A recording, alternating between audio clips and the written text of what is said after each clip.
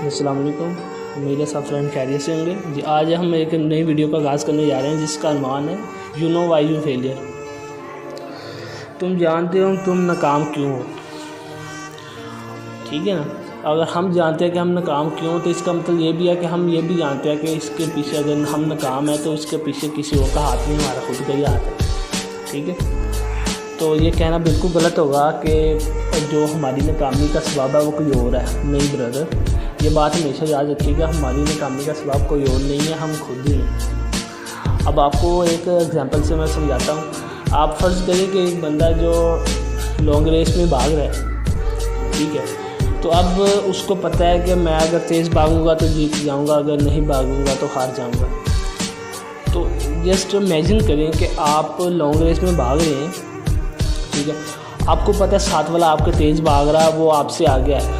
तो अब आपके माइंड में एक ही सोचा कि अगर मैं उससे तेज़ भागूंगा तो जीत जाऊंगा, ऐसे ही है। अगर वो नहीं भागेगा तो हार जाएगा। तो अगर वो तेज़ नहीं भागेगा हार जाएगा तो वो कहे कि यार उसकी स्पीड तेज़ थी।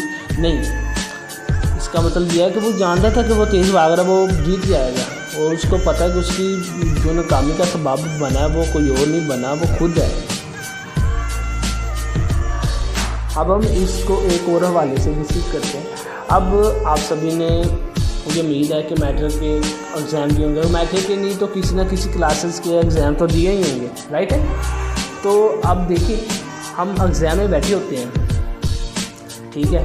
एग्ज़ाम में जब हम बैठे होते हैं तो हर बंदे के पास पेपर होता है, सेम पेपर होता है, सेम क्वेश्चन होते हैं। कुछ पास हो जाते हैं, कुछ फेल हो जाते हैं, कुछ टॉप कर जाते हैं, कुछ सेकंड थर्ड, ऐसे ही।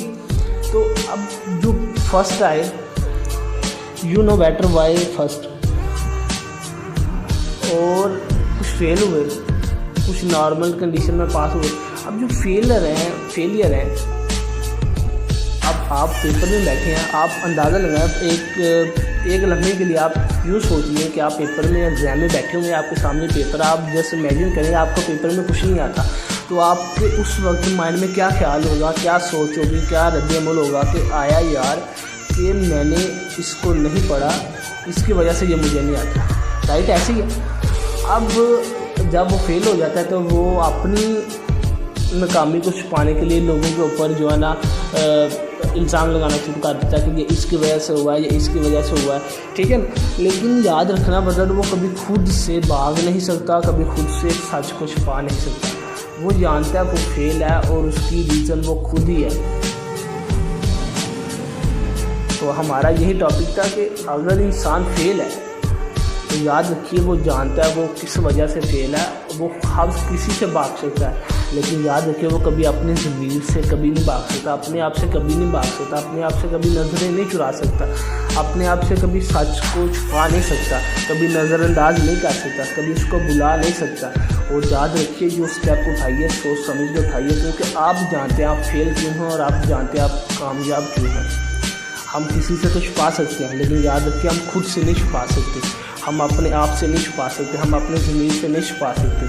तो इसलिए मेरा यही कहना है कि अगर इंसान फेल है तो इसमें किसी और का हाथ नहीं है, उसका खुद का ही हाथ है।